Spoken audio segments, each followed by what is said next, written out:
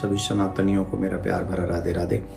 इस वीडियो में जो हम चर्चा करने जा रहे हैं वो एक बहुत सुंदर व्रत है जो अधिकांश माताएं बहन अपने बच्चों के लिए रखती हैं। आप समझ गए होंगे मैं कर रहा हूं अहोई अष्टमी की बात। वो बहुत ही सुंदर फल देने वाला, संतान को शिक्षा, कैरियर, कारोबार और उसके परिवार के जीवन की बाधाएं दूर करने के लिए माताएं बहन रखती हैं। मैं इस वीडियो में आपको ये भी बताऊंगा कि माता को कौन सा पुष्प उस समय अर्पित करें, और मैं ये भी बताऊंगा कि माता को किस चीज का भोग लगाएं और माता से कौन सी प्रार्थना करें। जितनी भी माताएं बहन अपने बच्चों की दीर्घायु चाहती हैं, जो उनके करियर में सफलता चाहती हैं, उन्हें ये वीडियो पूरा सुनना है और अपने बच्चों के लिए ये विशेष काम करने हैं। आपको सभी को करने हैं। अहोई अष्टमी में जिन लोगों को, मैं एक और उपाय बता दूं आपको, जिन लोगों को संतान होने में असुविधा होती है उन लोगों को राधा कुंड में जाकर स्नान करना चाहिए। अहोई अष्टमी के दिन राधा कुंड में रात्रि के समय स्नान करने का या दिन में स्नान करने का बहुत बड़ा फल है। कहते हैं कि उन्हें संतान प्राप्ति हो जाती है। पूजा का समय अगर हम आपको बताएं तो पूजा का शुभ मुहूर्त रहेगा शाम को 5:33 से लेकर 6:52 तक रहेगा। यह व्रत तारों को देखने के बाद खोला जाता है। इस दिन तारे देखने का समय 5:58 है। अहोई अष्टमी पर चांदी की अहोई धारण की जाती है। ऐसा इसलिए किया जाता है क्योंकि चांदी की अहोई देवी या दिव्य उपस्थिति है और शक्ति का प्रतिनिधित्व करती है। इस माला में चांदी की मोती होते हैं जिसमें धागे में पिरोकर महिलाएं अपने गले में धारण करती हैं। हमारे धर्म में चांदी को एक शुभ धातु माना जाता है। कहते हैं चांदी की अहोई पहनने से सौभाग्य की प्राप्ति होती है। तो चांदी तो वैसे ही हमारे यहाँ बड़ा शुभ माना जाता है और सभी लोग चांदी पहनते भी हैं। मोस्टली सब तो खैर कहाँ पहनते होंगे, पर हाँ जितने भी लोग पहनते वो पहनते हैं। हमें क्या नहीं करना चाहिए इस व्रत में? काले कपड़े तो बिल्कुल भी नहीं पहनने चाहिए। काले कपड़े तो त्योहार पे, पूजा में, पाठ में, मंदिर में कभी भी नहीं पहनने चाहिए।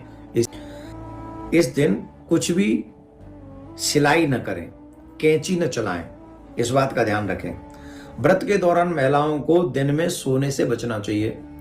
कई लोग भूख लग रही होती है, चलो बोले भूख लग रही है, खाना तो कुछ है ही नहीं, पानी तो पीना ही नहीं, सो ही जाते हैं।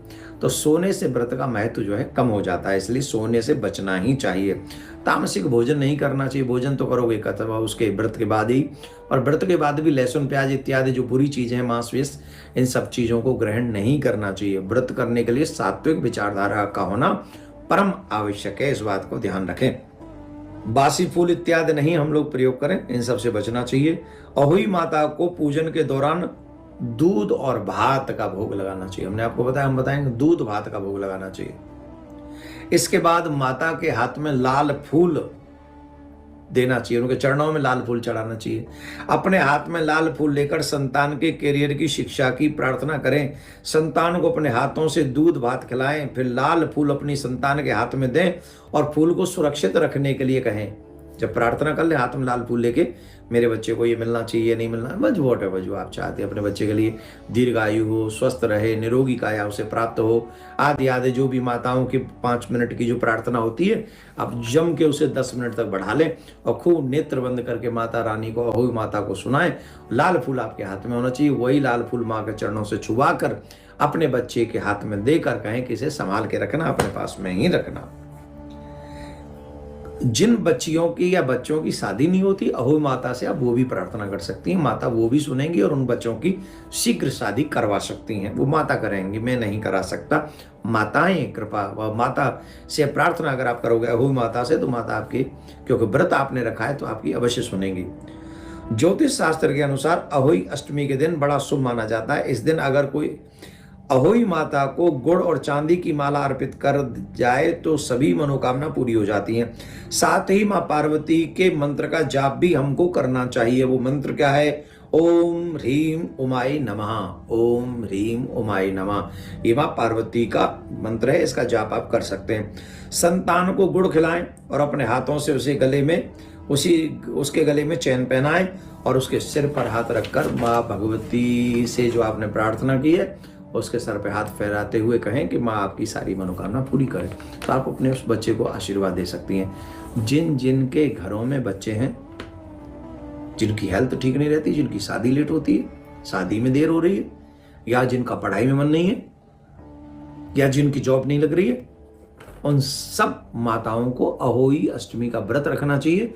और जो प्रॉब्लम आपके बच्चे के साथ हो, उसी प्रॉब्लम को माता से प्रार्थना आपको करनी है, जिससे माता रानी अहोई माता आपकी भावना को पूर्ण करे। मैं आपके लिए प्रार्थना करता हूं, आपके बच्चों के लिए प्रार्थना करता हूं, माता रानी आपकी, आपके बच्चों की समस्त समस्याओं का समाधान करे।